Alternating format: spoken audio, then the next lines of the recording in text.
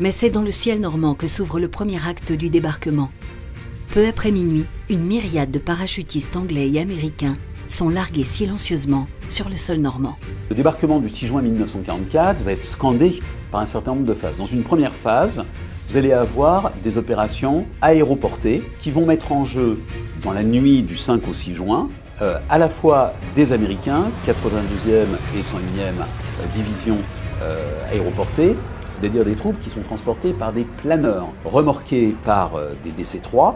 Ces opérations aéroportées ont plusieurs finalités. C'est de détruire des batteries qui menacent le corps expéditionnaire, et notamment la batterie de Merville. D'autre part, les troupes aéroportées doivent s'emparer d'un certain nombre d'ouvrages d'art, et notamment des ponts. Je venais de me mettre au lit quand le premier avion est passé. Je me suis précipité dans la cour et je l'ai vu. 10 minutes après, il y en avait des centaines. Des milliers de parachutistes atterrissaient. Une nuit d'espoir, qui commence pourtant à sentir la mort. Des centaines de paras ne verront jamais l'aube du jour le plus long. À 5h50, ce jour se lève sur Omaha Beach.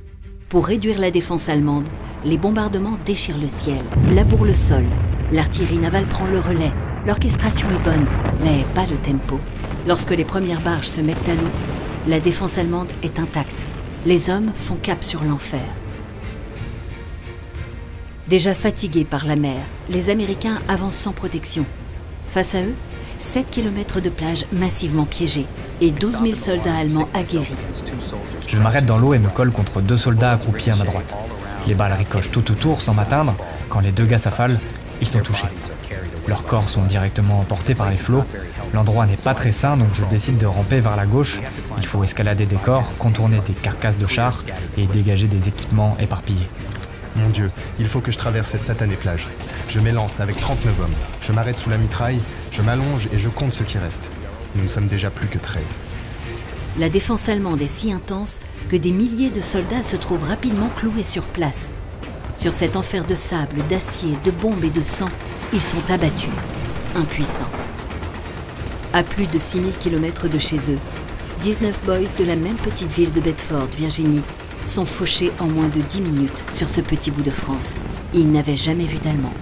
En moins de 15 minutes, nos pertes sont énormes. J'essaye de compter mes hommes allongés autour de moi. Nous ne sommes plus que 13 sur 188. Il n'y a plus un officier. Les balles ricochent autour de nous. Il n'y a pas la moindre protection, le moindre abri, sauf les corps des copains déjà tués. C'était mon baptême du feu. Et j'étais dans un état second. Je n'avais plus peur de mourir. C'était terrible parce que j'avais conscience que c'était un véritable assassinat que je commettais. Je voyais nettement leur visage se crisper quand je les touchais. Mais c'était la règle. Si je ne tire pas, ils me tuent. Mais les Américains s'accrochent à la plage. À son arrivée sur Omaha, le colonel Taylor prend la mesure du désastre. Il y a 2 sortes de gens qui vont rester sur cette plage. Ceux qui sont morts et ceux qui vont mourir. Alors fichons le camp d'ici. Ces quelques mots redonnent foi aux hommes. Au fil des heures, ils inversent le rapport de force. À la pointe du Hoc, 200 Rangers réussissent même l'exploit d'escalader les 30 mètres de cette inaccessible falaise.